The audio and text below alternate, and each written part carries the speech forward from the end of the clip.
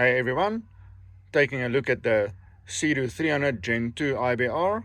We have a motor and gear side, and then obviously we've got the electronic side. Ever wondered what's inside? Well, let's open it up and take a look.